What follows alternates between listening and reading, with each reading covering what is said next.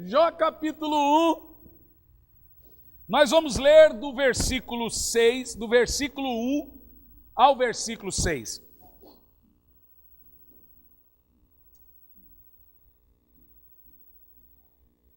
Diz assim, ó. Vamos lá? Senhor, por que sofremos? Havia um homem na terra de Uz, cujo nome era Jó. E este era homem sincero, reto e temente a Deus, e desviava-se do mal. E nasceram-lhe 7 filhos e 3 filhas. E era o seu gado 7.000 ovelhas, e 3.000 cabelos, e 500 juntas de bois, e 500 jumentas. Era também muitíssima gente ao seu serviço, de maneira que este homem era o maior de todos do Oriente. Jó era um sheik, muito rico. No versículo 4, e iam seus filhos e faziam banquetes em casa, cada um do outro no seu próprio dia. E enviava e convidavam suas 3 irmãs e comiam e bebiam com eles. 5. Sucedeu, pois, que, tendo decorrido o turno de dias de seus banquetes, enviava Jó e o santificava e se levantava de madrugada e oferecia holocausto, segundo o número de todos eles. Porque dizia Jó: porventura pecaram meus filhos e blasfemaram de Deus no seu coração? Assim o fazia Jó continuamente. Versículo 6. Presta atenção. E vindo um dia em que os filhos de Deus vieram apresentar-se perante o Senhor, veio também Satanás entre eles. 7. Então o Senhor disse a Satanás: de onde vens? E Satanás respondeu ao Senhor e disse: de rodear a terra e passear por ela. Versículo 8. E disse o Senhor a Satanás: observastes tu a meu servo Jó? Porventura, ninguém há na terra semelhante a ele, homem reto, sincero, temente a Deus e desvia-se do mal. 9. Então respondeu Satanás ao Senhor e disse: porventura, Jó teme em vão o Senhor? 10. Porventura o cercastes de bens a ele e a sua casa e a tudo quanto tem? A obra de suas mãos abençoaste, o seu gado está aumentando na terra. 11.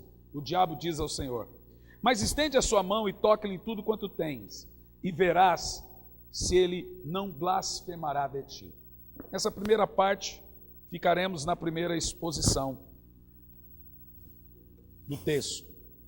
Depois a gente vai expondo todos os capítulos.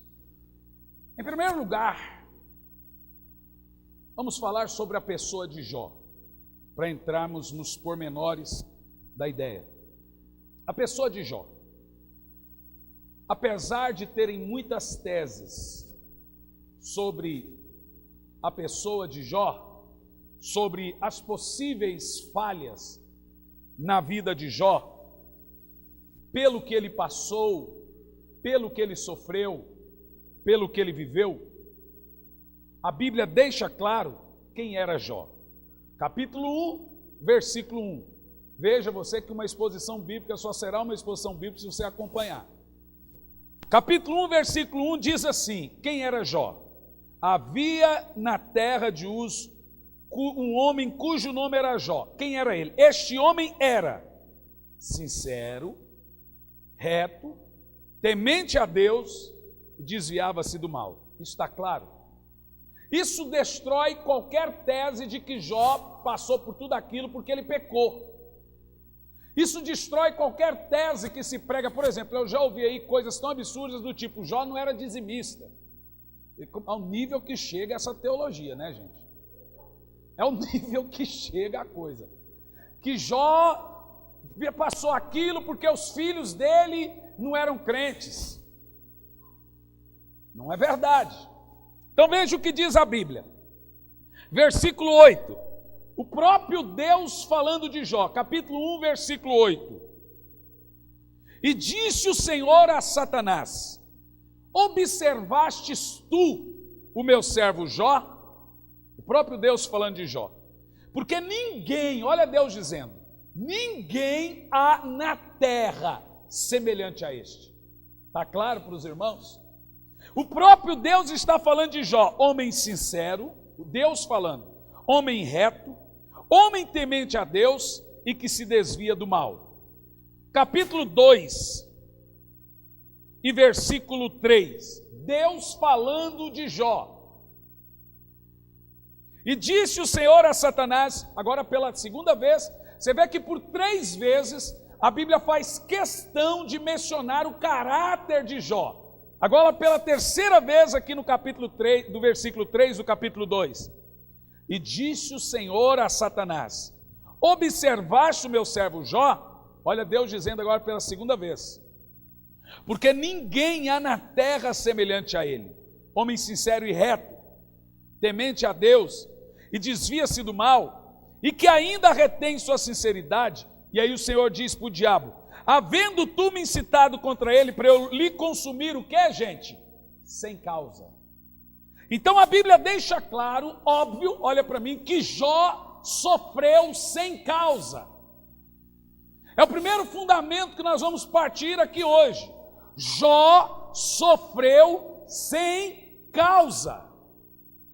E aí que vai entrar a crise na cabeça do cristão. E o motivo dessa crise na cabeça do cristão é que a teologia moderna está ensinando que crente não pode sofrer. A teologia moderna está ensinando que crente, por exemplo, não pode passar por problema financeiro, é demônio. Então Paulo era o mais endemoniado de todos. Paulo, olhado pelas lentes da teologia da prosperidade, é um fracassado. Paulo morre pobre, velho, preso, sem nada, com a cabeça de um lado e corpo do outro. Olhado pelas lentes da pregação moderna, Paulo era um fracassado. Olhado pelas lentes da igreja moderna, a igreja primitiva é derrotada. Porque ninguém, nenhum cristão sofreu mais tribulação no mundo do que os primeiros cristãos. Então, diga-se de passagem, primeiro que nós estamos aprendendo aqui que Jó sofreu sem causa. A Bíblia frisa por 3 vezes, em 42 capítulos, que Jó não tinha nada contra ele. Isso está claro para os irmãos? A família de Jó. Então vamos lá. A Bíblia diz que Jó tinha uma família próspera e abençoada. Capítulo 1 e versículo 2 diz que Jó tinha uma família muito grande. Diz assim, ó: e nasceram-lhe 7 filhos e 3 filhas. Então Jó tinha quantos filhos? 10. Mas ele e a esposa eram quantos? 12. Aí você pega toda a criadagem, era uma família muito grande. Ou seja, Jó tinha 10 filhos. Em terceiro lugar, a título de introdução, a vida e a prosperidade de Jó. A Bíblia também vai frisar, em primeiro lugar, quem era Jó. Ela frisa quem era Jó. Agora ela vai dizer, em segundo lugar, a família de Jó. Primeiro, Jó era um excelente pai. Irmão, ter 10 filhos e fazer esses filhos serem unidos é um desafio. Veja você que os filhos de Jó, diz a Bíblia, eles eram tão unidos, que todo dia eles tinham jantares na casa um do outro de comunhão. Então perceba você, aqui no capítulo 1, a partir do versículo 5, que Jó, capítulo 1, versículo 4, que Jó era um pai que conseguia manter a união da família. E eles tinham muita união e comunhão entre eles. Os meninos, os 7, faziam comidas e convidavam as meninas e sua família. Está no versículo 4. E aí vem a prosperidade de Jó, capítulo 1, versículo 3. E era o gado de Jó, um pobrezinho, vamos fazer uma oferta missionária hoje e mandar para ele lá no Oriente. E era o gado de Jó 7.000 ovelhas, 3.000 camelos, 500 juntas de bois. Dizem que cada junta de boi é 500 e poucos bois. Por aí, cada junta. E 500 jumentas.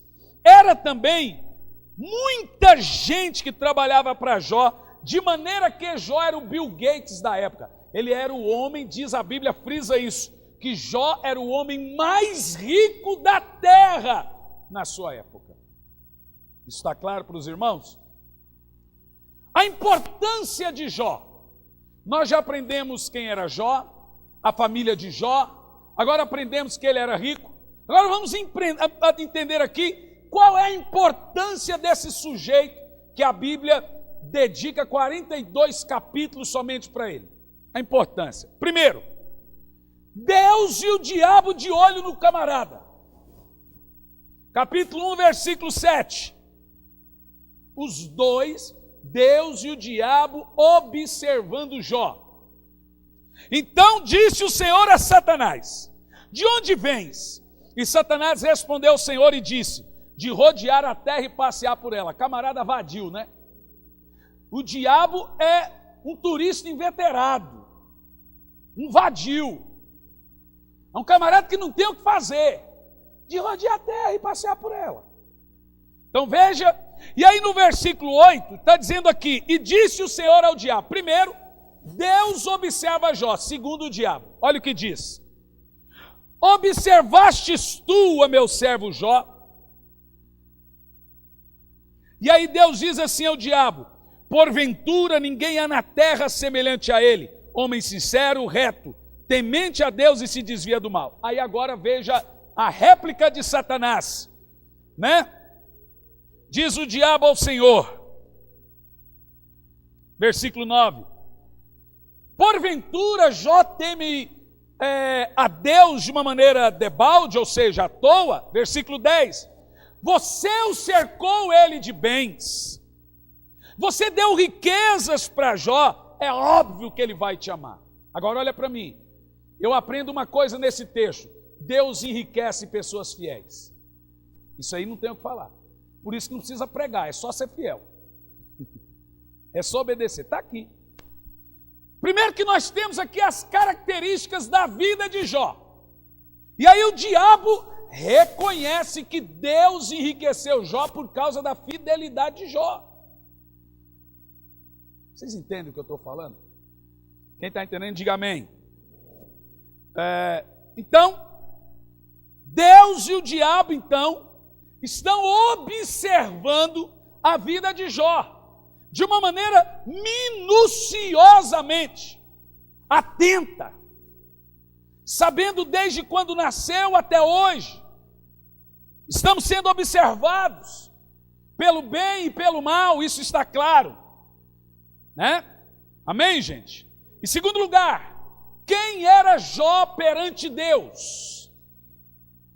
Primeiro, para Deus, a Bíblia diz que Jó é um servo precioso. Deus fala assim: tem observado o meu servo Jó? Essa palavra servo é doulos, que indica um carinho pessoal. Deus está falando para o diabo assim: você observou essa pessoa linda que é meu servo Jó? Esse é o sentido da palavra. Deus se importa de uma maneira carinhosa com Jó. Isso está no versículo 8. E agora olha o que o Senhor fala sobre Jó no versículo 8. Porventura não há na terra ninguém igual a ele. Gente, não é Jó que está se exaltando, é o Senhor que está exaltando Jó. O próprio Deus está dizendo: não tem ninguém igual a Jó. E agora, veja bem, presta atenção. Deus agora vai dizer as qualidades em Jó que chamaram a sua atenção e, consequentemente, também chamaram a atenção do diabo. Olha para mim, presta atenção. Eu sei que Jó era pai, e com certeza um bom pai. Eu sei que Jó era filho, com certeza um bom filho. Eu sei que Jó era um excelente empreendedor, porque ele era rico. Eu sei que a Bíblia diz que Jó também era um excelente empregador. Mas Deus faz questão de frisar 4 qualidades na vida de Jó. E ele faz questão de falar quais qualidades são essas. E agora é óbvio que são essas as qualidades que chamam a atenção de Deus acerca de nós. Quem quer chamar a atenção de Deus? No versículo 8, o Senhor começa dizendo então: observastes tu a meu servo Jó? Porque ninguém há na terra semelhante a ele. E agora, leia comigo as qualidades que Deus fala de Jó. Vamos lá, todo mundo, valendo. Homem sincero e reto, temente a Deus e que se desvia do mal. Essas são as 4 principais qualidades que faz um homem ser uma pessoa que chama a atenção de Deus. Olha o que Deus fala para o diabo. E veja vocês que por 3 vezes no início do livro de Jó, por 2 Deus fala, e pela primeira o próprio escritor, no caso Jó, fala porque Deus falava. Você viu o diabo? Viu Satanás? Esse aí, Jó, ele é íntegro, ele é reto, ele é temente a Deus e ele se desvia do mal. Mal aqui é com L, não com U. É mal de maldade interior, não mal de fazer peraltice, uma pessoa ruim. Ou seja, agora nós vamos entrar num terceiro ponto muito importante, que dentro da exposição do livro, deixa eu só ressaltar esse diálogo de Deus e o diabo. Olha para mim. O texto começa dizendo, no versículo 6, que aconteceu um dia que os filhos de Deus vieram até Deus lá no céu, e aí veio também Satanás. Esses filhos de Deus são os anjos, e Satanás entra no meio. Agora presta atenção nisso, presta atenção. No momento que aqueles milhares e milhares de anjos se apresentam com Deus no céu, o diabo se apresenta no meio e começa uma troca e acusar a Deus. No meio de milhares de anjos, o diabo começa a ofender a Deus. E é isso que nós vamos ver aqui. No meio de uma multidão incontável, a Bíblia fala de bilhões, são milhares de anjos, e quando o diabo chega perante Deus, o diabo começa a afrontar a Deus. Vamos ler a partir do versículo 8 ao versículo 11? Vamos ver? E disse o Senhor a Satanás: observastes tu, meu servo Jó? Porque não há na terra ninguém semelhante a ele, homem sincero e reto, temente a Deus e desvia-se do mal. E aí o diabo, no meio de todos os anjos, diz: porventura, olha como o diabo é sutil, porventura Jó te teme em vão? Olha a sutileza, vamos ler o texto, versículo 10. Aí agora o diabo vai sugerir para Deus uma acusação gravíssima, que você pega o texto, você não percebe essa acusação, e ele diz assim, ó: você o cercastes de bens, porventura não o cercastes de bem a ele, e a sua casa, e a tudo quanto tem, e a obra das tuas mãos abençoaste, o seu gado está aumentando na terra? 11. Estende a tua mão. Veja, o diabo está dialogando no meio dos anjos para Deus lá no céu, vocês estão entendendo? Versículo 11, o diabo diz ao Senhor na frente de todos: estende a tua mão e toca-lhe em tudo quanto tem, e verás se ele não blasfema de ti. Agora, o diabo está acusando a Deus, seríssimo. O que o diabo está dizendo é: você suborna as pessoas. Entendeu? O que Satanás está dizendo para o Senhor é o seguinte: as pessoas te temem, mas não é o contrário. Na realidade, esse negócio de adoração é uma troca de favores. Você dá a bênção e eles te adoram. Você cura e eles te adoram. Você prospera e eles te adoram. Você cuida e eles te adoram. Na realidade, isso é uma fraude. Perceba a sutileza da coisa. No meio de milhares de anjos, o diabo começa a acusar a Deus de suborno, de comprar a adoração das pessoas. Aí Deus podia fulminar o diabo na frente dos outros? Poderia. Aí alguns anjos poderiam dizer: está vendo? O diabo tinha razão. Você entende a sutileza que o diabo age?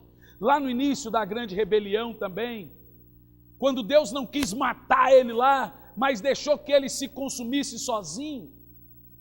Aí você começa a entender aqui, diante disso, o que nós vamos aprender com essa acusação do diabo. Primeiro, já ensinamos que Deus dá riqueza aos filhos tementes, sinceros, retos e que fogem do mal. Segundo, Deus dá sim riquezas para o filho, mas Ele também pode nos provar tirando tudo. Do mesmo jeito que Ele dá, Ele pode tirar e Ele vai continuar sendo Deus amoroso. Esse é o segundo fundamento. Terceiro fundamento é que nesse texto que nós acabamos de ler, o diabo está acusando Deus de comprar a adoração das pessoas, de comprar a fidelidade das pessoas. E olha o que o diabo está dizendo: se você não os abençoasse, eles não te adorariam. Perceba vocês a seriedade dessa acusação. E diga, irmãos, de passagem, ele não está acusando a Deus só para Deus pessoalmente. O texto começa dizendo, um tempo em que todos os anjos estavam perante Deus, e o diabo vem também e começa a falar. É no meio de bilhões e bilhões de anjos, ouvindo o diabo fazer essa acusação terrível contra Deus. Um Deus justo, um Deus sincero, um Deus amoroso, sendo acusado de uma coisa tão suja, que é uma corrupção, que é o suborno, de comprar as pessoas, né? E aí o diabo está dizendo, isso aí é tudo hipocrisia, uma grande hipocrisia. Eles adoram você, e você os enche de bênção. Quem está entendendo isso? Ou seja, em quinto lugar, o diabo tem certeza do que ele está falando, porque ele diz, qualquer um grande, poderoso e supremo, qualquer um, aqui no versículo 12, vai blasfemar da sua cara, se você não o abençoar. Leia o versículo 12, e disse 11, mas estende, o diabo diz ao Senhor, a tua mão e toca em tudo que ele tem, e você vai ver que ele vai blasfemar na sua face. O diabo está tendo certeza que uma pessoa que Deus não abençoa, ou que tem lhe atirado, zomba e blasfema de Deus. Veja que agora o diabo não está só acusando Deus, mas agora também acusando quem? A Jó. Ele acusa Deus de suborno, e ele acusa Jó de ser hipócrita. Ele está dizendo que Jó é um servo do Senhor hipócrita, que Jó tem uma adoração hipócrita, que Jó só é reto, temente a Deus e que se desvia do mal, porque Deus o encheu de bens. E o diabo está tão certo que ele desafia a Deus. E ele diz, eu duvido que se você deixar de abençoar esse povo, duvido que eles te adoram. O diabo está certo disso. Porque o diabo está se vendo nas pessoas. Entenda? Então agora nós temos uma guerra tramada aqui. Deus está sofrendo uma rebelião de novo lá no céu. Só que agora por um inimigo declarado, não por um amigo disfarçado. Esse inimigo, lá no céu, propõe para os anjos que Deus é um subordinador, que Deus é um caloteiro, que Deus então compra as pessoas. E os anjos ouvindo aquilo atentamente. E agora ele também supõe que os anjos vendo aquela retidão e sinceridade de Jó, o diabo agora está dizendo que essa sinceridade toda de Jó é pura hipocrisia. A primeira luta ele zomba de Deus. Perceba vocês que o diabo está tendo certeza dessa afirmação. Agora você vai entender uma coisa. Por que Jó tem que passar por tudo isso? Por quê? Nós não estamos falando de uma guerrinha pequena entre Deus e o diabo. Porque essa guerra, olha para mim, entre Deus e o diabo, ela nunca existiu. Quando nós falamos de diabo, uma coisa precisa ser caída por terra dentro da igreja. Coisa séria. A igreja moderna imagina luz e trevas, imagina bem e mal como parte de uma guerra espiritual. Essa guerra de Deus não existe, existe guerra contra nós, não contra Deus. Deus não tem adversário, porque não há quem possa enfrentá-lo. O que você precisa entender é que o diabo é um anjo caído, não um Deus caído. Então você veja que o diabo, ele vai com sutileza contra Deus. Ele não enfrenta Deus, na realidade ele está enfrentando Jó. É a credibilidade de Jó e a reputação de Jó que está sendo jogada em xeque. Jó é chamado de hipócrita e Deus de subordinador perante bilhões de seres espirituais. Perceba você que Deus precisa agora de um advogado. Então Jó não estava sofrendo. Agora você vai entender toda a questão do livro de Jó. Porque Deus agora constitui e deposita toda a sua reputação de Senhor soberano amoroso na vida de Jó. Então ele coloca Jó como seu advogado. Aí ele fala assim para o diabo: você está enganado de Jó. Porque Deus não precisa se defender, concorda? Então ele tem que defender Jó. Você está enganado de Jó. E aí agora, irmão, não é a apostinha que Deus está fazendo. Na realidade, Deus vai dar a Jó a oportunidade de provar que ele não é um hipócrita. Está entendendo a seriedade da coisa? Quem está entendendo, diga amém. Deus vai dar a Jó a oportunidade de provar que ele não é um adorador por conveniência. Aqui começa a exegese, a explicação do teor do livro de Jó. Deus é acusado, Jó é acusado perante bilhões de pessoas, e agora Deus coloca Jó como seu, o quê? Advogado. Ok? Então entenda uma coisa, escute o que eu vou dizer. Para você que está aqui hoje, procurando resposta para o seu sofrimento, procurando resposta para as suas lutas, procurando resposta para o seu momento de dor, para o seu momento de enfermidade, para o seu momento financeiro turbulento, para o seu momento familiar turbulento, entenda o que eu vou dizer. O diabo não é um Deus caído, o diabo é um anjo caído. Ele não tem poder de tocar em sua vida, a menos que seja por permissão de Deus. É Deus que está no controle da sua vida, não o diabo.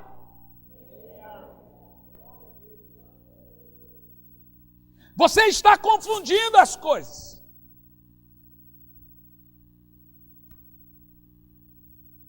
Ok?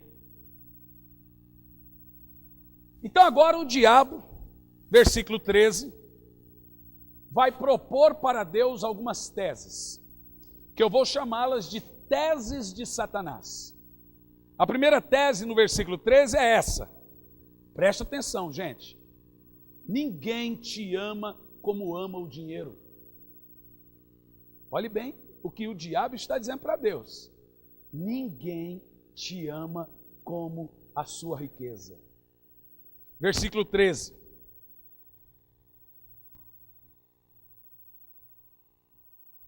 Deus agora tem um advogado que é Jó e vai dar uma oportunidade para Jó de provar que ele não é hipócrita.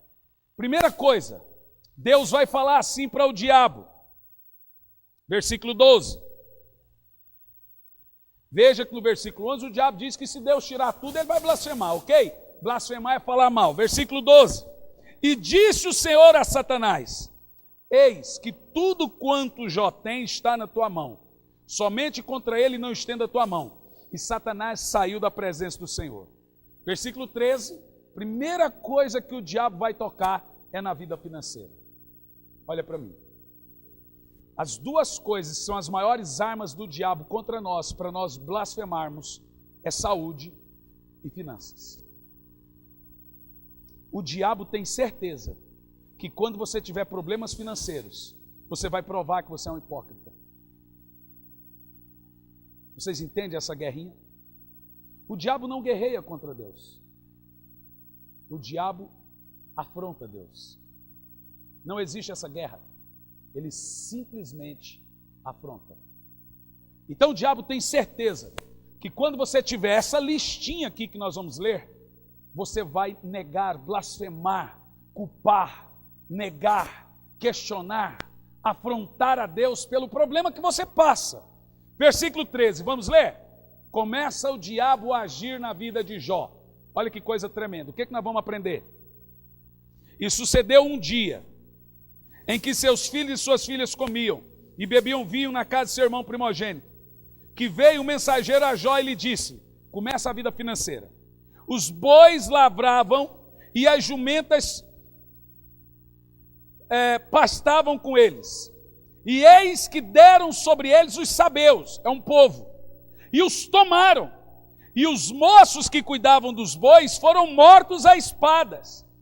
E aí o mensageiro diz assim, ó, e eu somente escapei para trazer a nova. Então agora a primeira coisa que Jó perde, na mesma hora, toda a sua riqueza. Mas vai continuar, versículo 16. Estando aquele primeiro mensageiro ainda falando, veio outro e disse, fogo de Deus caiu do céu e queimou as ovelhas e os moços e os consumiu, e só eu escapei para trazer a nova. Jó está começando a perder tudo em algumas horas. 17. Estando aquele mensageiro ainda falando, veio outro e disse, ordenando os caldeus 3 bandos, deram e roubaram os camelos e os tomaram, e os moços foram mortos à espada, e só eu escapei para trazer a nova. Nessa parte do 13 ao 17, eu aprendo uma coisa terrível. Primeiro, tudo que você tem pode se perder em algumas horas. Nada é eterno. Primeira coisa, em algumas horas, Jó, de homem mais rico do Oriente, perde tudo. Segunda coisa, a tremenda misericórdia de Deus para conosco, pois em algumas poucas horas, por permissão de Deus, Jó é devastado. E você veja o que o diabo pode fazer na vida de uma pessoa no estalar de dedos, quando Deus permite. Percebeu? E aí você começa a ler esse negócio de Jó, que você fala assim, nada é tão ruim que não possa piorar. Porque ainda não ficou completamente ruim. Você começa a perceber, irmão, que você pode ter o melhor estudo. Você pode ter cursado a melhor faculdade. Você pode ter tantos filhos que você quiser. Você pode ter a melhor saúde do mundo, a melhor beleza do mundo. No estalar de dedos você não tem mais nada. E aí no 7,14, lá na frente, Jó vai dizer uma frase seguinte: lembra-te, ó Deus, que a minha vida é só um sopro. Assim como os dias vêm e vão, aquele que desce à sepultura jamais tornará a vida. Assim como as nuvens vêm e vão, tudo que se tem se perde num piscar de olhos. Nós estamos equivocados. Nós temos uma consciência muito curta. Imaginar que tudo que você tem não é pela força do seu braço, é pela misericórdia de Deus. E aquilo que você não tem ainda, também não é porque você errou, pecou, ou Deus não te ama, é porque Deus ainda não permitiu. Você começa a aprender esse fundamento. Terceiro lugar, o que eu aprendo nessa parte, o diabo em algumas horas, em um dia, diz a Bíblia, em um único dia, empobreceu Jó. Você fala assim, como é que uma pessoa ganha 1 milhão, 2 milhões, 5 milhões e fica pobre? Eu te respondo lendo o livro de Jó. Como que o homem mais rico do mundo fica o mais pobre em um dia? Está aqui. Vem lá os caldeus e rouba todo o rebanho. E mata os empregados que cuidavam. Aí vem os sabeus e rouba todos os camelos e mata os empregados. Aí começa a chover fogo e mata todos os camelos, os bois. Era o que Jó tinha e destrói a plantação. Em um dia, de homem mais rico, homem mais pobre. Nem Eike Batista superou Jó em tanta perda. E agora, Jó ele propõe a segunda tese. A primeira tese de Jó: ninguém te ama como o dinheiro. Essa é a primeira tese do diabo. Ninguém te ama como ama o dinheiro. Então o diabo tira o dinheiro para ver se Jó vai blasfemar. Veja você que Jó está à prova. E Deus também. Vocês estão entendendo o que eu estou falando? Quem está entendendo, diga amém. Agora, em segundo lugar, o diabo vem com a segunda tese: ninguém te ama como ama a família. Irmão, tirar o que você tem de bens, pode tirar. Mas se tem família, dizem que ainda a gente é rico. No caso de Jó, Não é bem assim. Vamos ver? Versículo 18. Jó tinha quantos filhos? 10. Versículo 18. Estando ainda falando, veio outro. Agora presta atenção. Vem o mensageiro e o mensageiro nem termina de falar e chega outro, falando em cima do outro. Tudo assim, e ele ouvindo. Pouca desgraça é pouco conto. 18. Estando ainda falando, veio outro e disse: estando teus filhos e suas filhas em comunhão, veja que eles eram unidos, comendo e bebendo vinho na casa de seu irmão mais velho. 19. Eis que um grande vento sobreveio da além do deserto e deu nos 4 cantos da casa. A casa caiu sobre os mancebos e morreram. Só eu escapei para te trazer a nova. Agora perceba vocês que Jó não tem dinheiro. Isso ele nem saiu, ele nem mudou o passo, ele já está pobre. Ele nem mudou o passo, ele já está sem família. O diabo propõe para Deus que ninguém ama a Deus como ama o dinheiro. E agora o diabo propõe para Deus que ninguém ama a Deus como ama a família. E o diabo fala assim, ele não blasfemou de perder o dinheiro, quando ele perder a família ele vai blasfemar. Vamos ver? Vamos ver se Jó blasfema? Vamos ver, gente? Versículo 20. O que Jó faz? Presta atenção. Jó percebe que ele não tem mais dinheiro. Jó percebe que ele não tem mais família. E o que você faria? Porque olha o que Jó faz. Versículo 20. Então, Jó se levantou, oh glória a Deus, e rasgou o seu manto, raspou a cabeça e lançou-a em terra e o quê? E adorou. Esse homem não é dessa terra. Mas vamos continuar o texto do versículo 20. 21. Olha Jó quebrando a boca do diabo, arrebentando com Satanás. Deus tinha um bom advogado.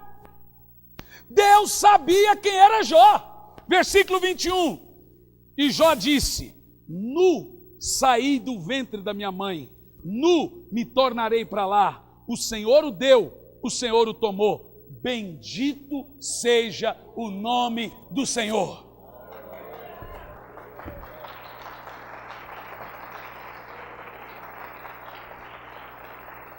Olha o versículo 22. Agora eu quero que você leia em voz alta o versículo 22.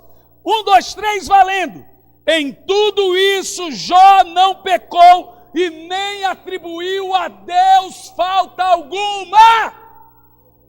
Será que você seria um bom advogado?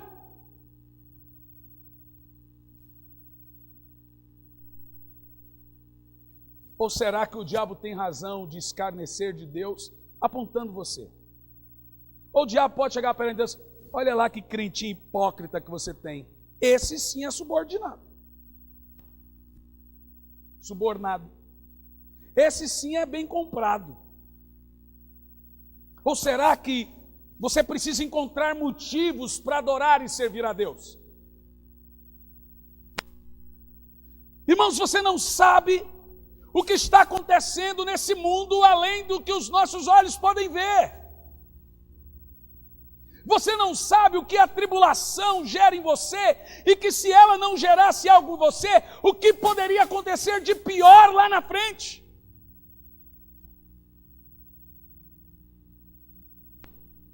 O versículo 21 e 22, veja você que Jó nem saiu de casa, perdeu toda a riqueza.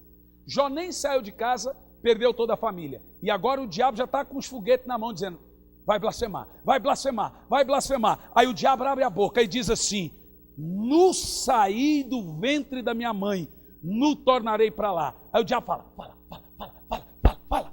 O Senhor deu, o Senhor tomou. Bendito seja o nome do Senhor. Fala: miserável. Deus sabe quem era Jó. Deus sabia. E o versículo 22 é tremendo. Em tudo isso, Jó não pecou e nem atribuiu a Deus falta alguma. Amém? Agora perceba você que é uma coisa interessante, que o diabo não desiste de Jó. Se tem uma coisa, a gente não tem que aprender nada com o diabo, mas se tivesse uma para aprender, é a persistência. o diabo tenta Jesus, a Bíblia diz que o deixou por pouco tempo. E agora no 2:1, veja que parece uma cópia do versículo 1. Vamos ler? Veja que agora passa-se muitos anos. Jó está pobre e sem família. Veja bem, está dizendo aqui, ó.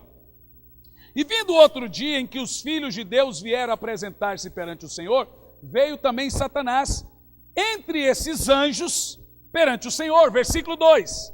Então o Senhor diz a Satanás: de onde vens? Ao turista vadio. E respondeu Satanás ao Senhor: de rodear a terra e vadiar por ela. Versículo 3.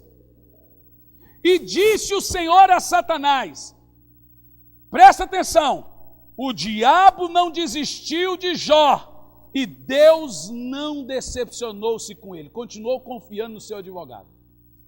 Olha o versículo 3. Disse o Senhor a Satanás: observaste meu servo Jó, porque ninguém há na terra semelhante a ele, homem sincero e reto, temente a Deus, desvia-se de mal, e agora tem um adentro, e que ainda, o que, gente? Retém sua sinceridade, havendo tu me incitado contra ele para o consumir sem causa. Versículo 4, o diabo é um desgraçado. Ele vai propor uma nova tese contra Deus. A primeira tese é: ninguém te ama como dinheiro. Qual é a segunda tese? Ninguém te ama como a família. Agora olha a terceira tese que o diabo propõe para Deus. O camarada é desonesto. Versículo 4. Então Satanás respondeu ao Senhor e disse: pele por pele, tudo que o homem tem, ele dará é pela sua vida. Ninguém ama mais a Deus do que sua própria vida. Perceba você que o diabo está certo que agora Jó vai blasfemar de Deus. Porque Jó perdeu bens, Jó perdeu família, mas ainda tinha saúde, estava vivo. E o diabo diz o seguinte: Jó conseguiu tudo, enquanto tiver vida ele consegue tudo de novo. Vai lá e faz mais filho, e vai lá e adquire outros bens. E aí o Senhor, isso gente, perante os anjos todos ouvindo essa acusação. No versículo 5, o Senhor olha para Jó e diz, diabo diz para o Senhor: estende, porém, a tua mão e toca-lhe nos ossos, na carne, e verás se ele não te zomba e blasfema na cara. Diz, no versículo 6, e disse o Senhor a Satanás: eis que tudo está na tua mão, só não tire a vida dele. Misericórdia. Pouco sofrimento. É pouco, né, gente? Agora começa o martírio pior de Jó. Olha para mim.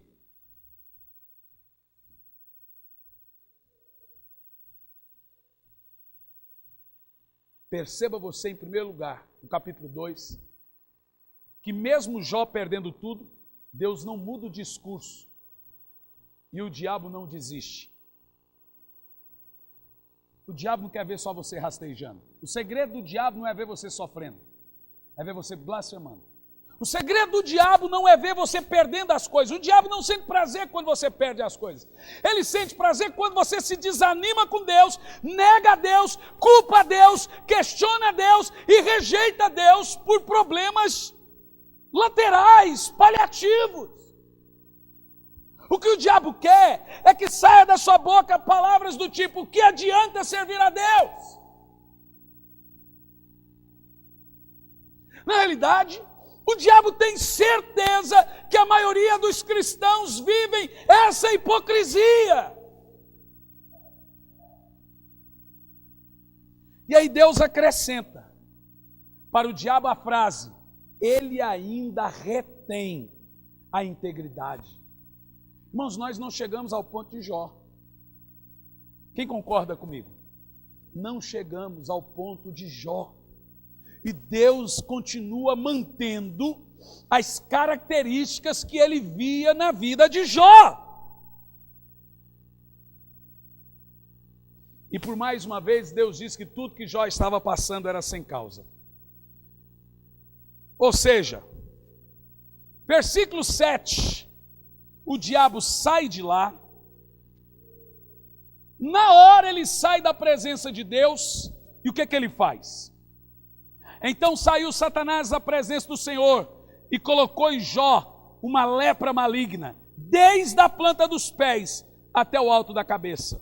E Jó, tomando um pedaço de telha, ou seja, durante a doença, raspando as feridas, assentou-se no meio das cinzas. Agora nós estamos tendo uma visão do homem mais rico do mundo, um homem com uma família semi-perfeita, assentado no meio das cinzas, tirando as feridas de lepra com caco de telha, uma nojeira, um fedor, uma coisa horrível. A Bíblia diz, da planta dos pés até o cabelo. Jó não tinha uma parte do seu corpo que não era cometido por uma doença terrível.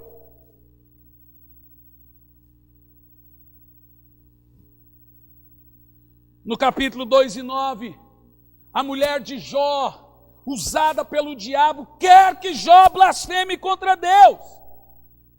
Então a sua mulher lhe disse, ainda retém sua sinceridade, amaldiçoa teu Deus e morre.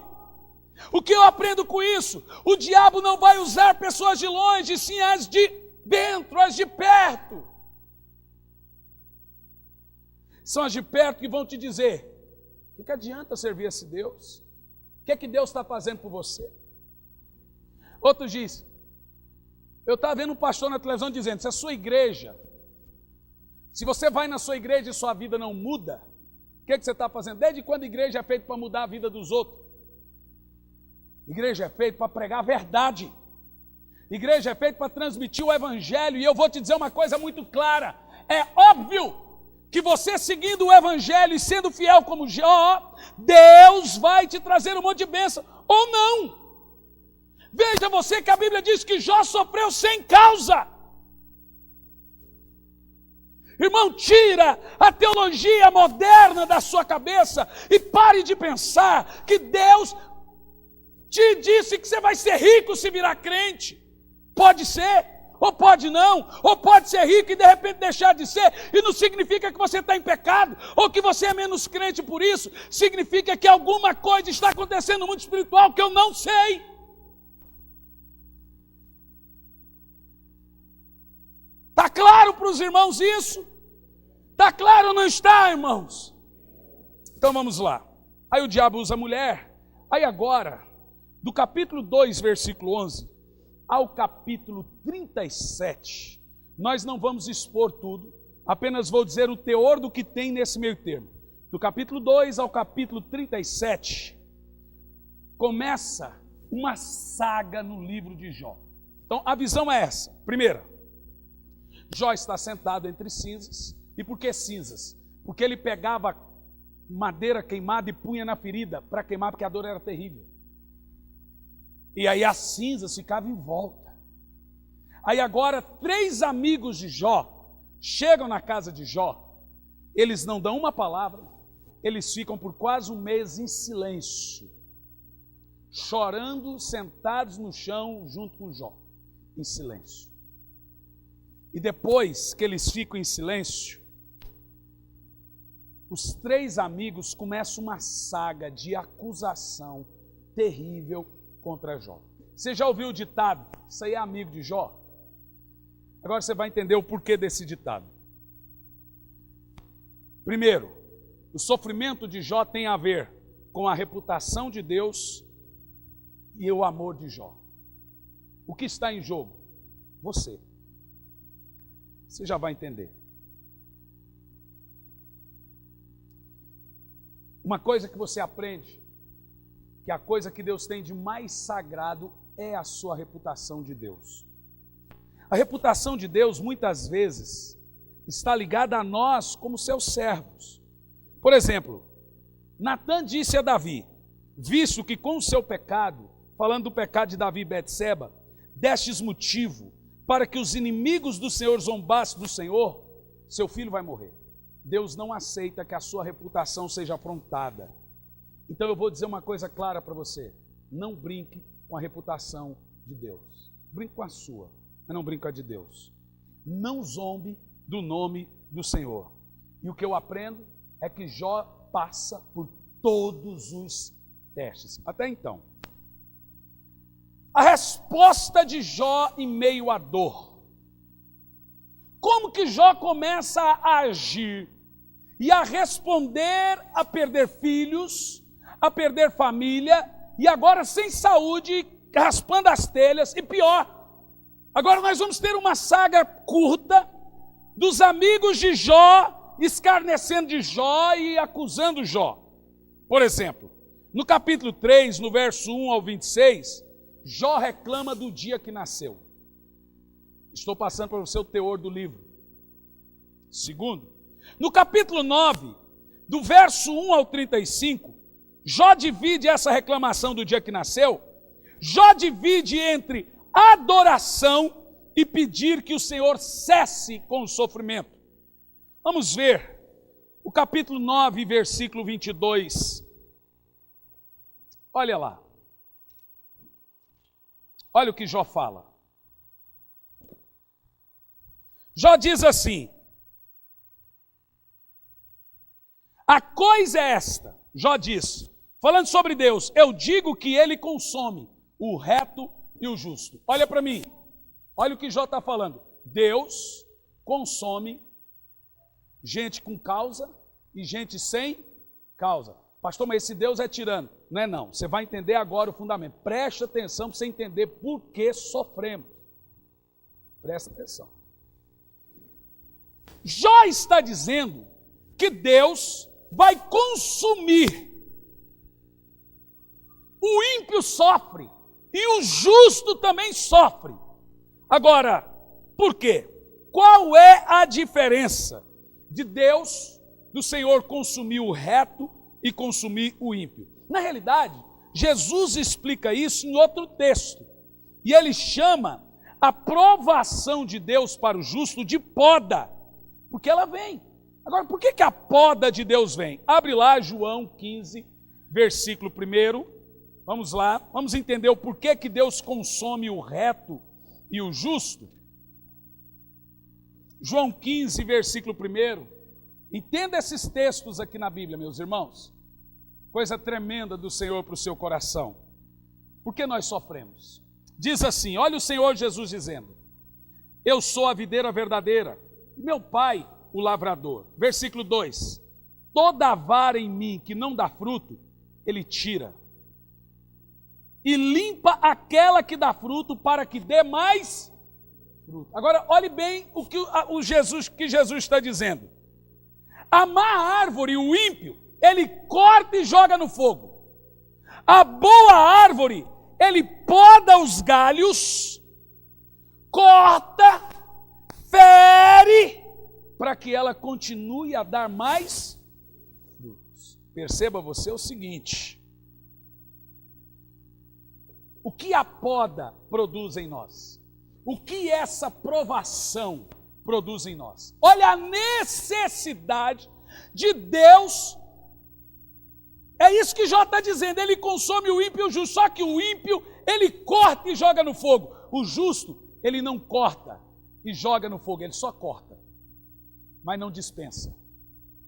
Por quê? Vamos ver, Romanos capítulo 5 e versículo 3, o que essa poda produz em nós? Veja lá na sua Bíblia, isso aqui é tremendo, é muito lindo, muito lindo.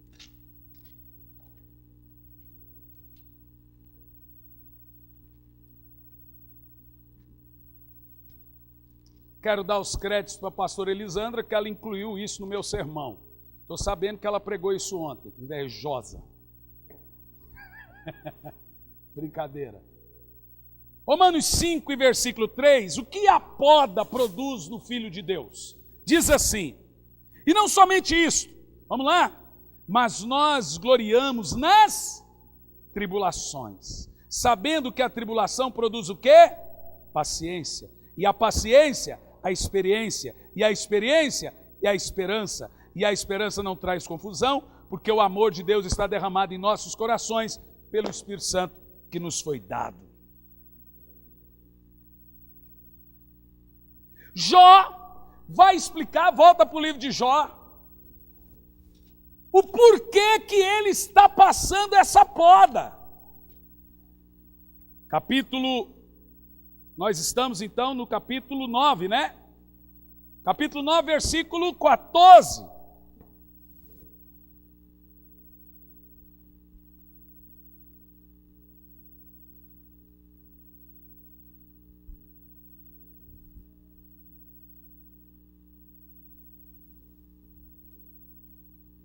Perdão, irmãos. Capítulo 14, vai lá. Jó vai explicar o porquê que ele está sofrendo. Então veja, em todo o capítulo 14 do livro de Jó, Jó vai explicar por que ele passa por tudo isso e pedindo misericórdia a Deus. Versículo 7. Porque, irmãos, olhe bem, aqui vai surgir um dos textos mais lindos de toda a Bíblia Sagrada. Inclusive motivo de canções e composições. Ana Paula Valadão fez uma música desse texto. A esperança para o ferido, como árvore cortada, marcada pela dor. Ainda que na terra envelheça a raiz e no chão abandonado seu tronco morrer, há esperança para você. Aí, veja que eu estou lendo o texto da exposição cantando a música. Ao cheiro das águas brotará, como planta nova florescerão, seus ramos se renovarão, não cessarão os seus frutos e viverão. 14, do 7 ao 9. Jó vai dizer que ele é uma árvore seca. Eu estou totalmente emocionado com esse texto. Diz assim, ó, porque Jó está dizendo que está vivo ainda. Olha o que ele diz. Porque a esperança para a árvore, que se for cortada, lembra que eu falei da poda que Jesus está falando? O ímpio, o Senhor corta e joga fora. O justo, ele não arranca a raiz, ele só corta para que ela cresça nova. Tudo que não é podado envelhece e morre. De tempo em tempos o cristão tem que ser provado, senão ele morre e vai para o inferno. Agora você entende porque a teologia moderna está destruindo o cristianismo? Ela quer tirar do cristianismo a provação. Sem provação você não consegue dar frutos dignos de arrependimento. Por isso que aqui na igreja, como pastor, eu nunca, jamais vou ficar pregando um evangelho moderno só do sucesso e de bênção. Meu filho, você está sofrendo, você está pecador. Porque na realidade, essas foram as acusações que Jó defende em quase todo o livro de 3 amigos. Você está em pecado, você está isso. Não é nada disso não.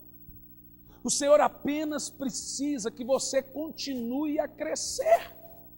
O Senhor precisa que essa provação produza em você um crescimento maior. E a Bíblia diz que Ele vai nos aperfeiçoando até chegar o dia de Cristo na estatura de varão perfeito. É isso que o sofrimento e a tribulação produzem em nós. Se você perder seu filho, o que você vai fazer?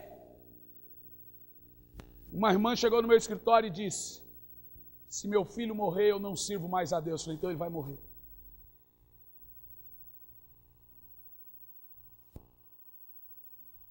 Que a sua adoração é de hipócrita.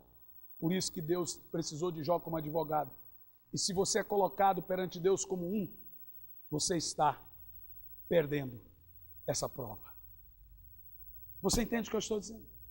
Você entende o que eu estou dizendo? A nossa adoração, ela não pode ser condicionada. O que você precisa entender é que é Deus que está no controle, não o diabo. Deus está controlando a sua vida, assentado no trono, e Ele está produzindo em você coisas que hoje você não entende, mas lá na frente você vai ver que aquilo te fez forte, aquilo que te deu uma fé forte, aquilo te deu um cristianismo saudável, aquilo te fortaleceu, e você conseguiu superar, e você hoje é mais forte por causa dessa luta. Pastor, por quanto tempo? Enquanto precisar.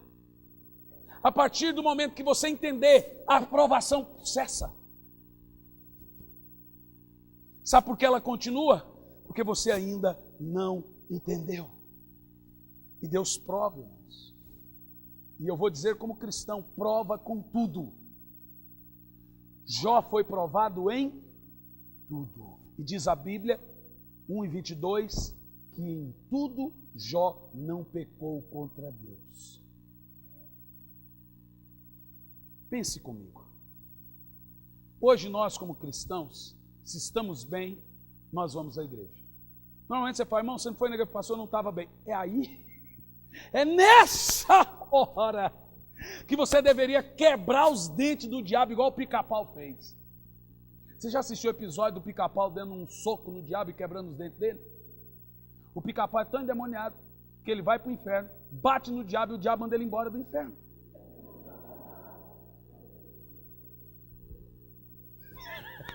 Será que o Pica-Pau é um bom exemplo para os nossos filhos? Ele dá um soco e quebra os dentes do diabo. É um episódio muito doido aquele. E aí Jó diz assim, vamos ler versículo 7. Olha, isso aqui é para você, irmão, que está passando por provações, desânimos, lutas, momentos difíceis na sua vida. Diz assim, porque há esperança para a árvore é você, que se for cortada, ainda se renovará e não cessarão seus frutos. 8.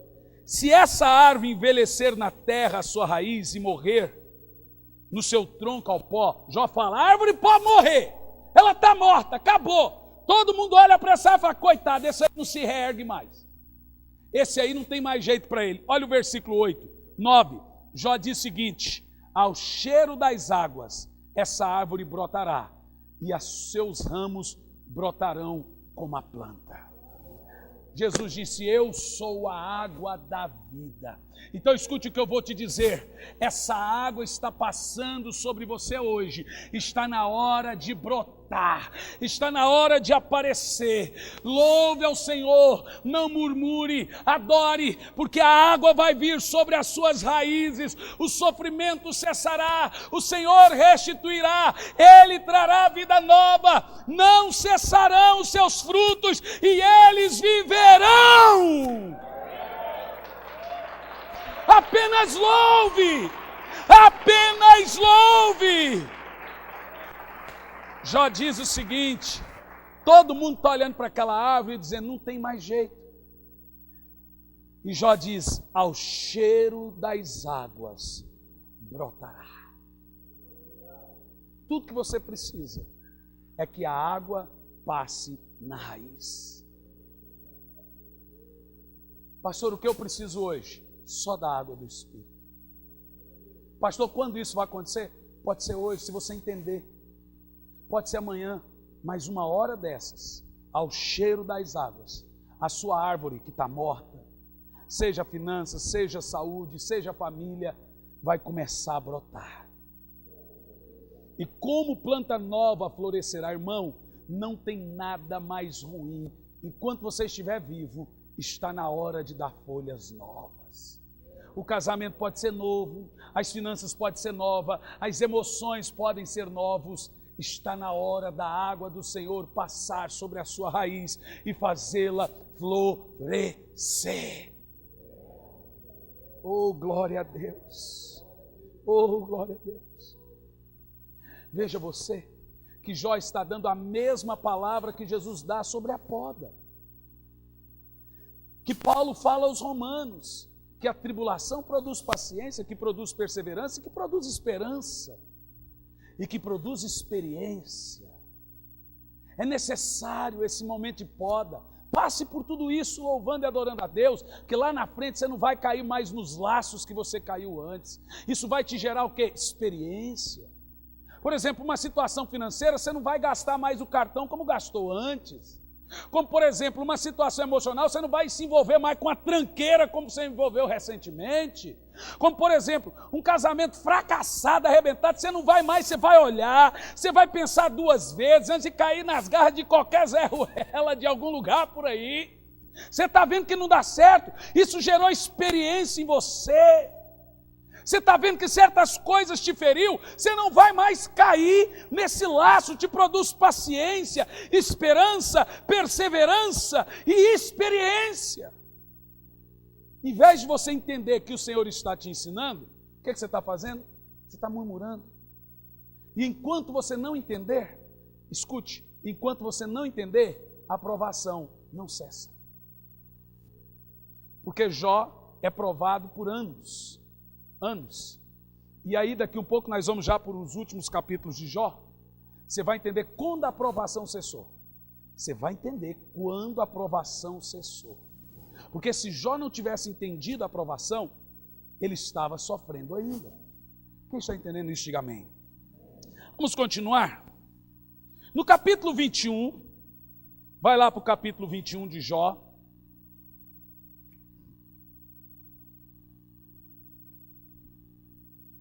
Jó agora é tentado a olhar para a prosperidade do ímpio.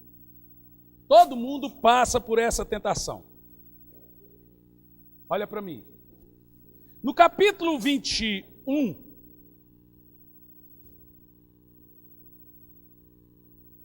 Jó também diz que ele é uma árvore cortada, que só está esperando o vento cair, ou seja, esperando morrer. Em todo o capítulo 21 você vai ver textos, como Jó dizendo: sofrei-me, eu falarei, versículo 3, havendo eu falado, zombai. Veja que Jó está defendendo-se dos amigos. E Jó vai dizer: olhai para mim, pasmais, e põe a mão sobre a boca, porque quando me lembro disso, perturbo, e a minha carne é sobressaltada de horror. Por que razão vivem os ímpios, envelhecem e ainda se esforçam de poder? Veja que Jó agora está questionando por que tem gente que não sofre igual a ele. Agora pare um pouco. O que eu aprendo com isso? Isso aqui é importante dizer. Primeiro que eu aprendo, que a Bíblia diz que Jó não pecou em nada, mesmo se queixando. O segredo, irmão, não está em você não chorar, porque o Senhor não espera que você não diga: por que, Senhor? Por que sofremos, Senhor? O Senhor, Ele não espera que você blasfeme dele, que você o negue, que você confunda as coisas. Mas o Senhor sabe que nós sofremos, e Ele não vai te limitar da lágrima, Ele não vai te limitar de perguntar. Então eu aprendo que não é pecado dizer: Senhor, não estou aguentando mais. Eu aprendo que não é pecado dizer: Senhor, está doendo. Porque em toda, do capítulo 3 ao capítulo 17, Jó está dizendo para Deus: não estou dando conta. Está doendo. Jó está dizendo: olha os ímpios, eles crescem, e olha eu sofrendo, justo, reto. Então você tem que entender que não é pecado o crente chegar para Deus e falar: Senhor, o que está acontecendo? Não é pecado chorar, não é pecado sentir dor, não é pecado se lamentar, não é pecado se trancar, não é pecado sofrer, não é pecado chorar e dizer: Senhor, está doendo, faça alguma coisa. Não é pecado pedir que o Senhor intervenha nesse sofrimento. É pecado zombar e blasfemar e dizer que Deus não faz nada, ou esfriar na fé, ou dizer: não vou saber mais de Deus, não vou saber mais de igreja. É aí que é a blasfêmia. O que o diabo espera é que você faça isso, que você desista de Deus, que você questione Deus, que vai lá, vamos fazer um descarrego. Tem gente que quando sofre é tentado a ir para a igreja de um, de outro, para ver se resolve aquelas coisinhas de ponto de contato.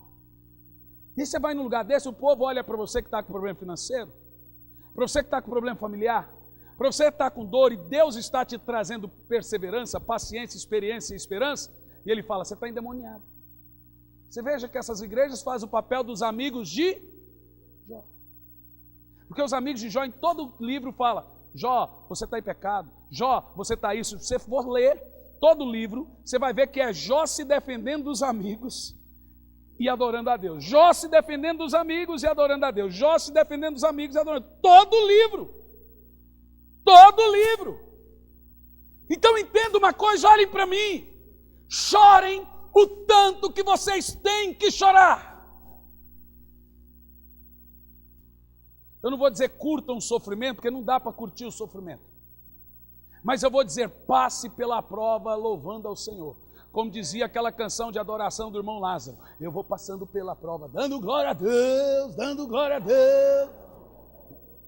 Já ouviu esse hino de adoração ou não? Quem já ouviu? Então vamos lá. Eu vou passando pela prova. Corinho de monte. Só faltou o pandeiro. Cadê o pandeiro, Moisés? Esqueceu em casa, né? E o fundamento é esse. Ela vai passar. Irmão, você sabe qual é a coisa tremenda do deserto? Que no deserto você não mora, você passa. Aleluia! Vai passar.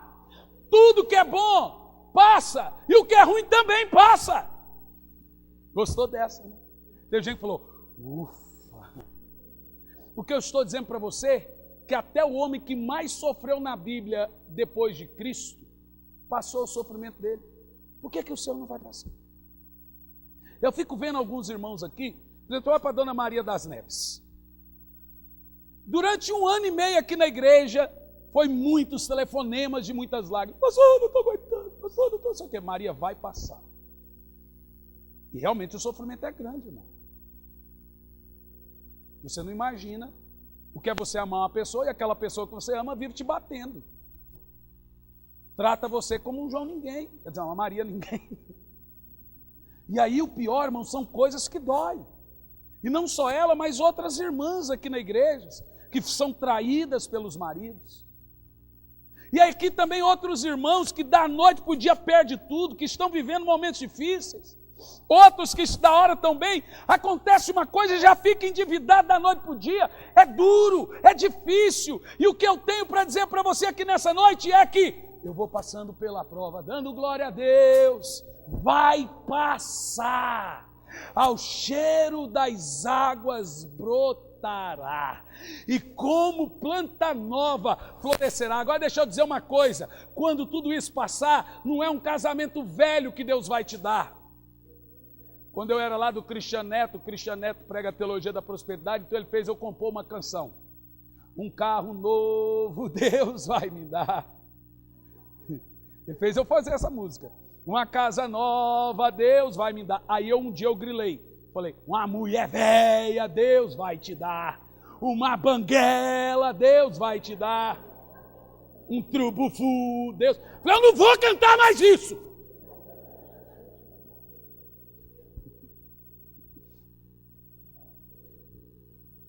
Porque eu entendo o seguinte, Deus, depois que você passa pela prova, não vale a pena para Deus te dar o que você já tinha. Ele tem que dobrar. A felicidade é em dobro, a alegria é em dobro, a vitória é em dobro, as finanças é em dobro. Tudo Ele vai dobrar, porque Ele quer quebrar a cara do diabo.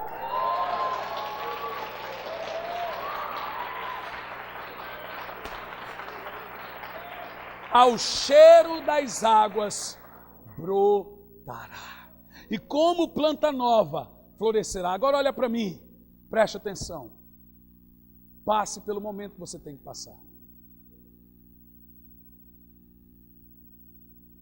Passe. Eu já cheguei a dever 500 mil reais. Com 26 anos de idade, 27.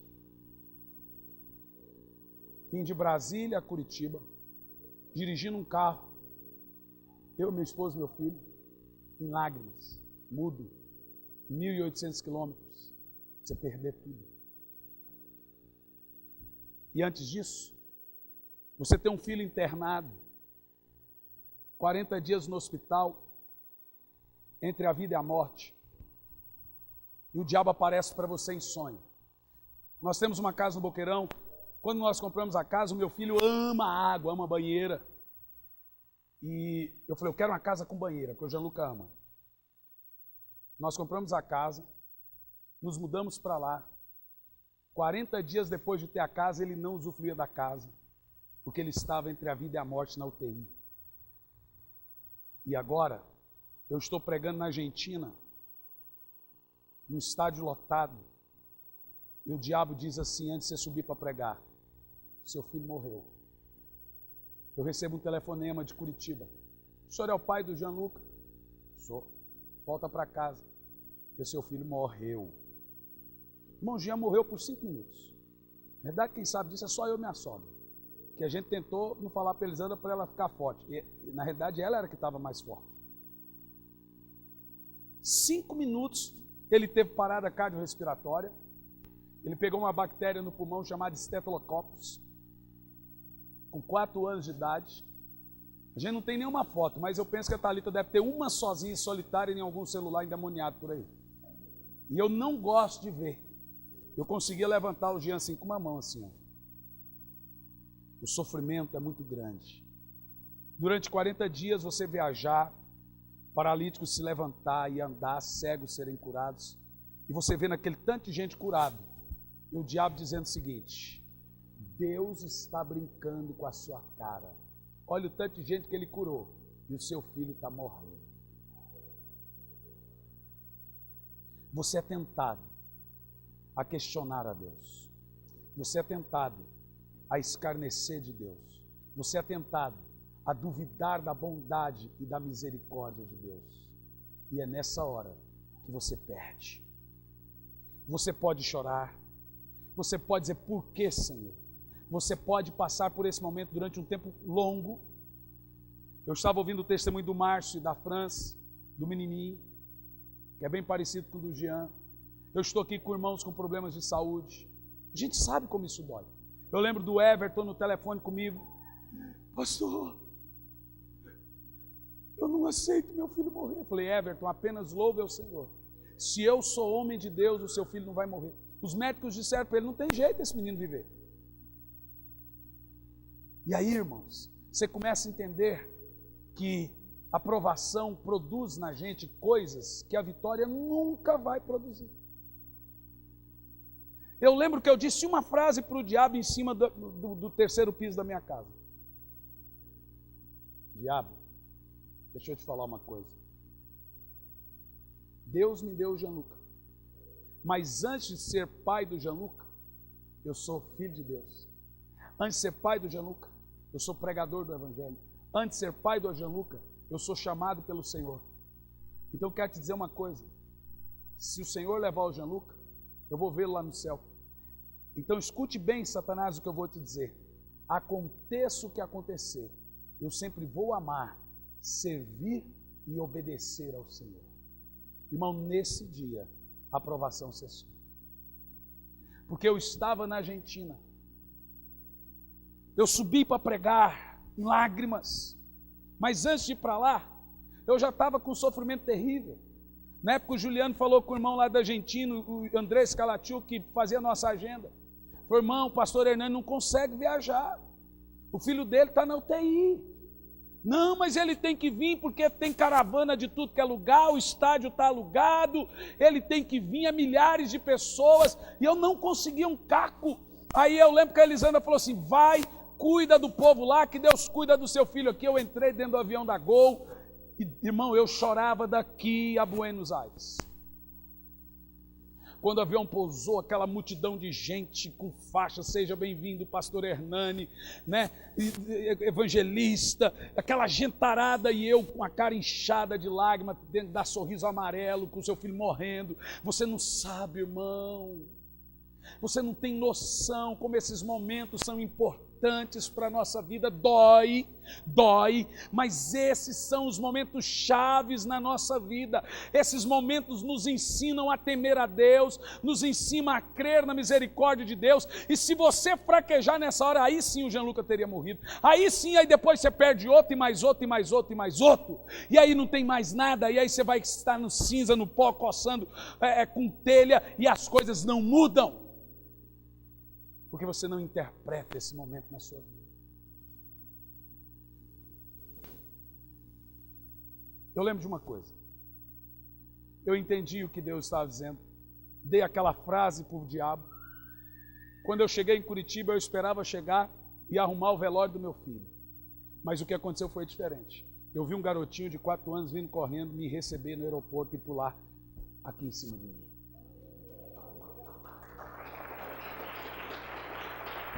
E sabe, os médicos disseram, esse menino não pode fazer um monte de coisa, nunca mais. Não pode andar de bicicleta, jogar bola, subir escada. O pulmão dele tem a espessura de uma bexiga. Se o pulmão dele estourar, ele morre. Ele não pode fazer força, não pode acontecer nada. É uma doença séria. Sabe o que eu fiz? Uma semana depois, comprei uma bicicleta para ele. Pouco tempo depois, sabe o que eu fiz? Pus ele no futebol. O moleque é um touro de forte. Sabe por quê? Bendito seja o nome do nosso Deus. É Ele que está no controle da nossa vida, não o diabo. Irmão, não diga, não questione. O diabo não tem nada a ver com nada. Deus está controlando tudo.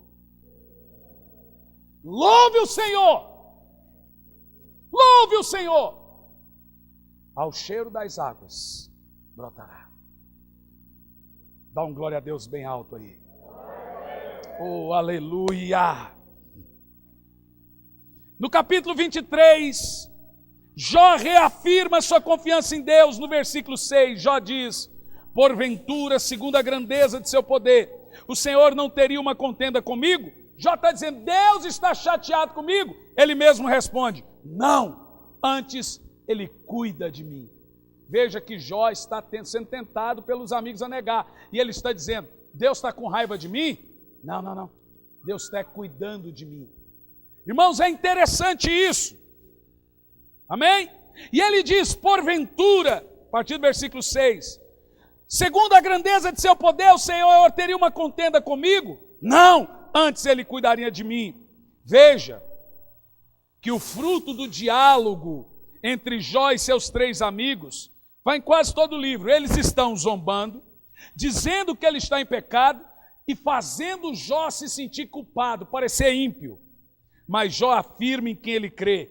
Capítulo 27, do versículo 2 ao 6, Jó envergonha o diabo naquilo que o Senhor mais amava nele.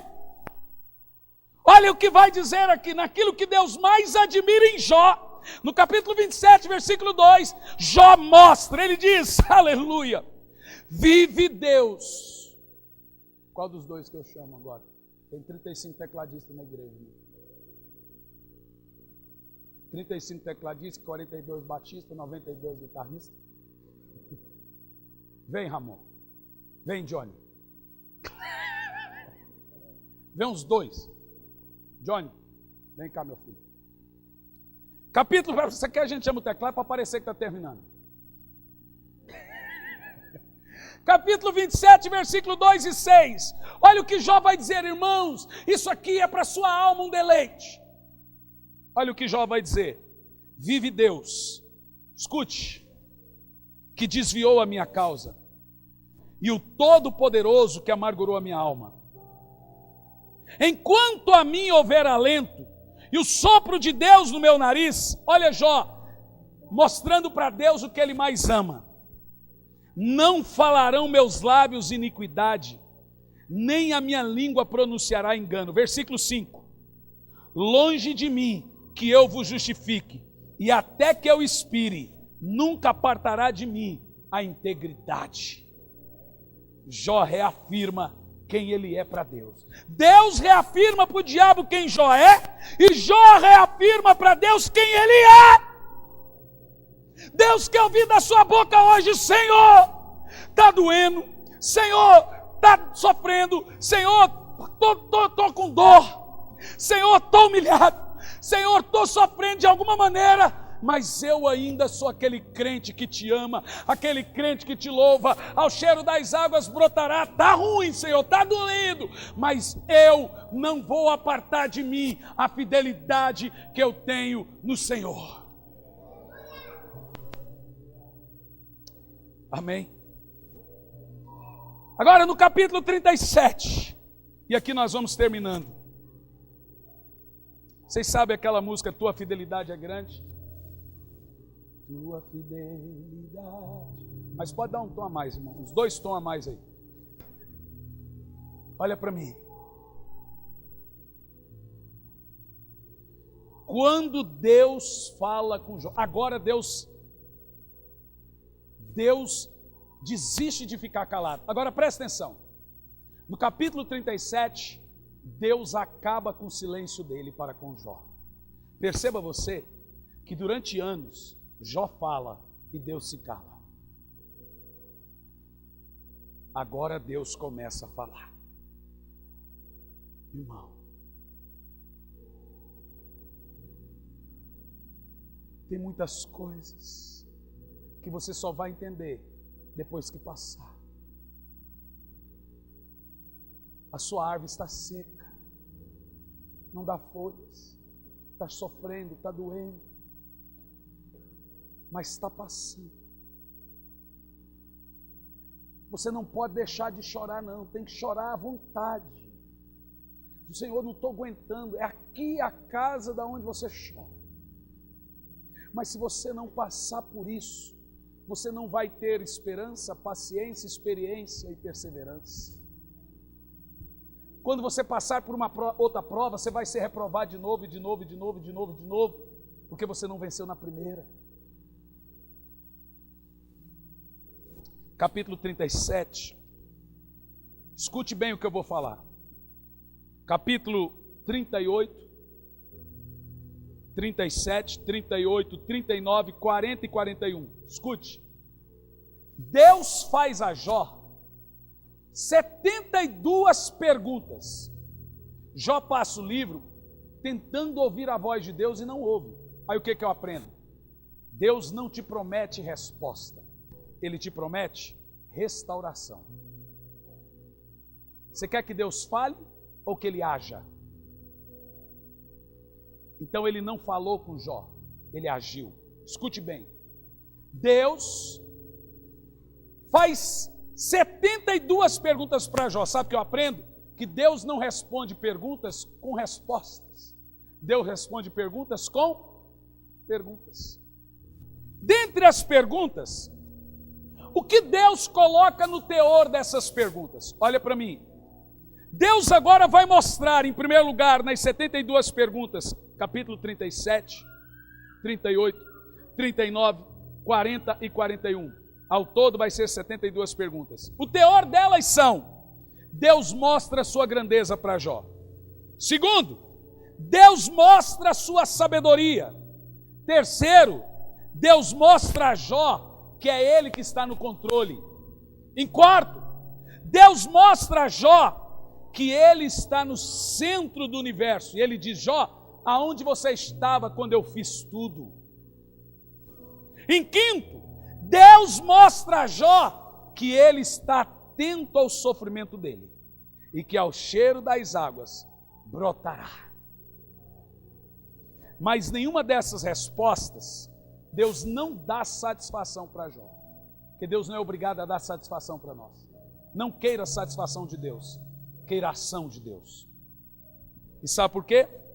Deus não diz: Jó, você passou por tudo isso porque a sua reputação, sua adoração, sua fé, o seu amor foram colocados à prova, porque o diabo me afrontou e afrontou você. Deus não fala nada disso para Jó. Porém, vamos lá. Capítulo 42. Lá no finalzinho. Presta atenção. Capítulo 42. Veja que nós pregamos um livro inteiro em uma mensagem. 42 livros, 42 capítulos. Dos versos de 1 a 6, Jó se humilha perante o Senhor depois das 72 perguntas que Deus faz a Jó. Dos versos de 1 a 6, você vai ler depois, é Jó se humilhando perante Deus. Por exemplo, Jó vai dizer aqui: então respondeu Jó ao Senhor e disse: bem sei que tudo podes, e nenhum dos teus pensamentos pode ser frustrado. Quem aqueles, dizes tu, que sem conhecimento encobre o conselho? Por isso falei do que não entendia, coisas que para mim eram maravilhosíssimas, e eu não compreendia. Escuta-me, pois, eu falarei, eu te perguntarei, tu ensina-me. Como com o ouvir dos meus ouvidos ouvi, mas agora te veem os meus olhos. Por isso me abomino e me arrependo de ter te perguntado tudo isso. Oh, coisa linda. Jó era muito humilde, gente. Quem concorda? Temos muito que aprender com esse irmão. Do verso 7 ao verso 9, aqui vem a exaltação. Para mim é o melhor. Para mim é o melhor. Porque do verso 7 ao 9, Deus manda, ordena os 3 amigos de Jó se humilharem a Jó e reconhecer que Jó não estava esquecido por Deus. Você acha que Deus ia só dar riqueza, família para ele? Deus faz os amigos entenderem que Jó era reto. Versículo 9, quer ver? Olha os amigos.